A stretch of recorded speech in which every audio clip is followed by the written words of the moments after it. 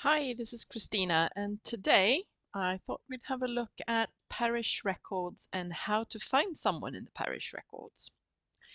Let's start by selecting Index Search.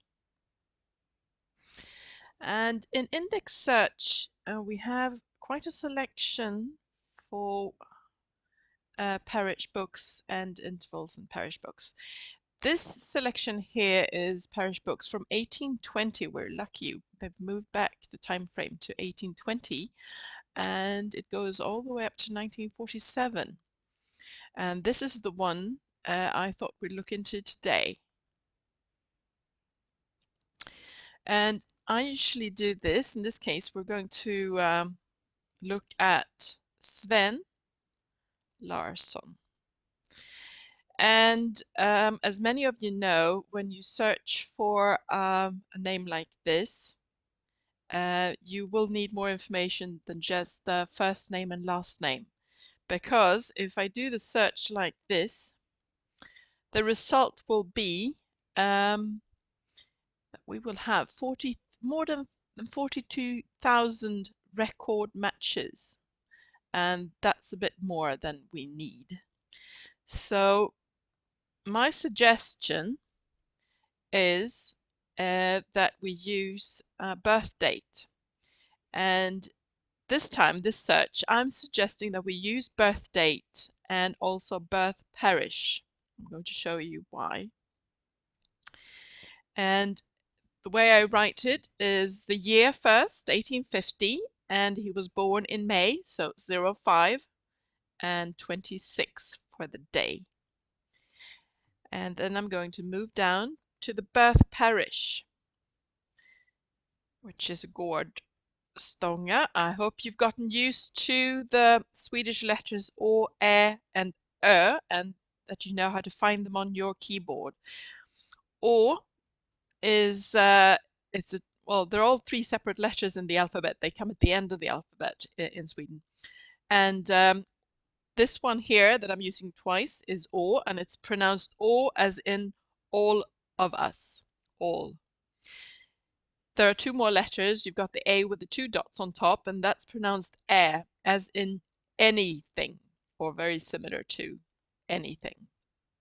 And then the last one is Ö, the circle with the two dots on top, and it's pronounced as Ö, as in further away.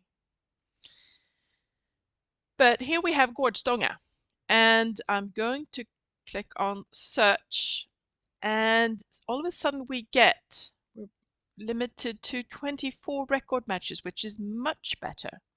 So we have our Sven Larsson, and he was born in 1950, 05/26 in Gårdsstånga. And 24 record matches, you say. Okay, that seems quite a lot still, maybe.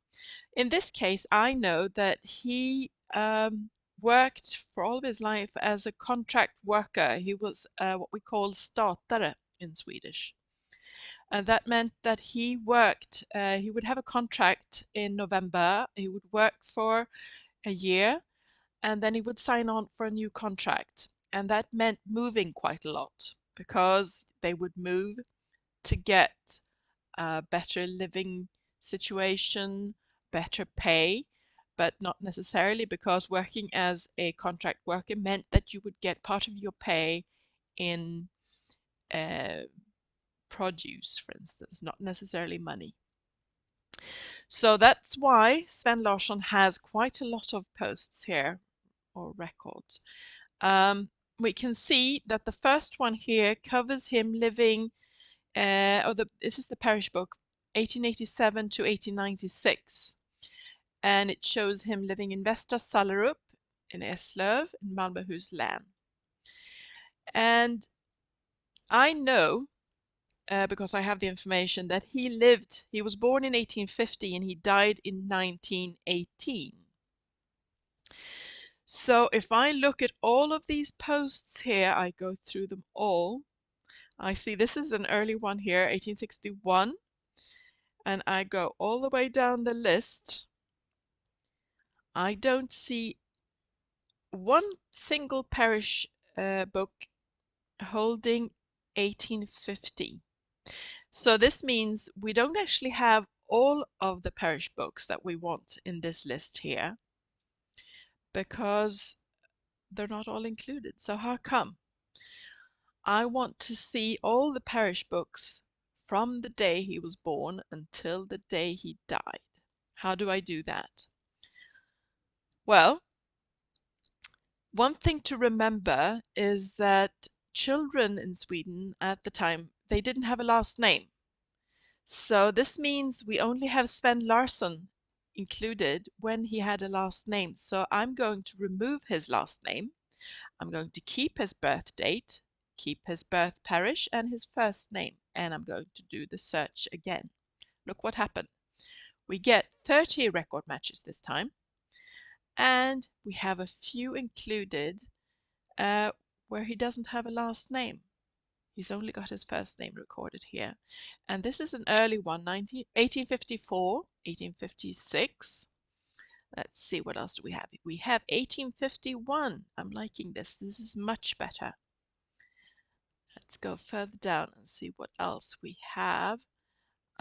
We have this one, 1854, 1861, and this one. This one is this is the one, the first one actually, where he is recorded.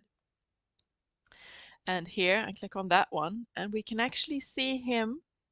Sven is here to the right, and we see him with his parents. And we see him living with his father and mother, older brother and sister. So this is really good.